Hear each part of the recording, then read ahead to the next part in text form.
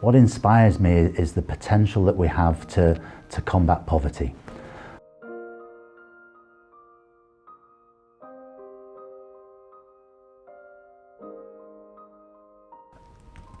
We need to understand what poverty means, I think, because it doesn't mean that they can't afford nice toys, or even that they can't afford necessarily nice food.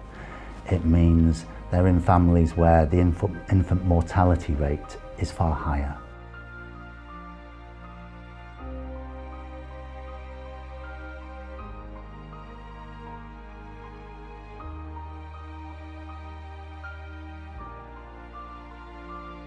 Where the instances of ill health, emotional ill health, psychological ill health, physical ill health through stress and other poverty-driven causes, they're much higher.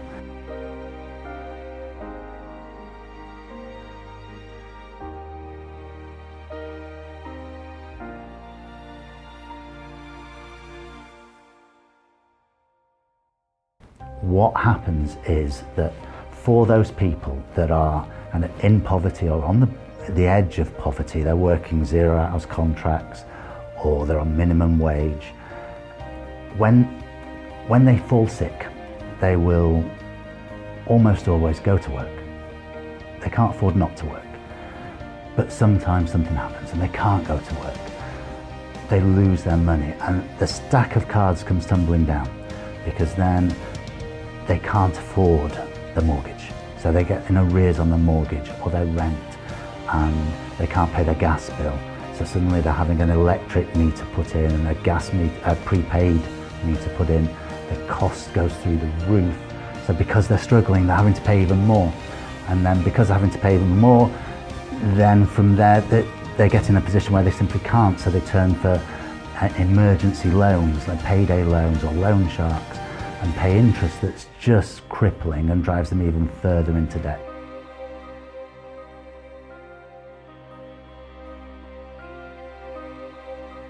That's what we want to break. That's what's important about ethical. We want to turn that on its head.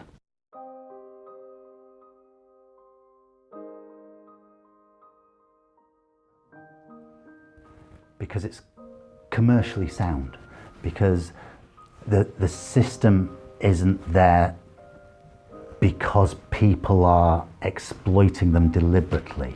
We've built up a system based on credit scores and risk, and the economy is driven by those factors. And the only factors so far that they've had available to them to determine what my risk score is and therefore how much I should be allowed to borrow is my history. And yet all my history actually says is, at some point last year, I got really sick and I couldn't pay my mortgage and I got a CCJ against me and this and that. And it doesn't say anything about whether I can afford the contract for a new washing machine right now. It doesn't touch on that. Now, the suppliers of that washing machine, they want to sell me a washing machine and I want to buy a washing machine, but my credit rating means I can't afford it. Now, if instead of that system, what we had is something where I could give a smart contract to the supplier and say, well, look, these are my wages, these are my expenses, there's this bit left, you can have that bit, and they can rely on it, then they want to do that. It's sound economics for everybody.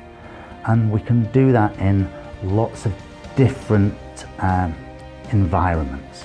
So it's not just a washing machine or a mobile phone, it's a loan.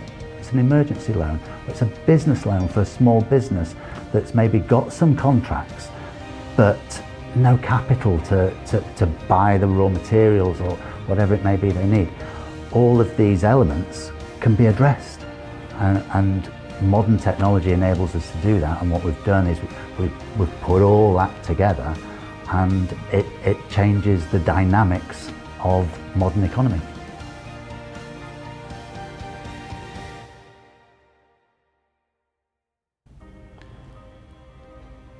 I want to eradicate poverty.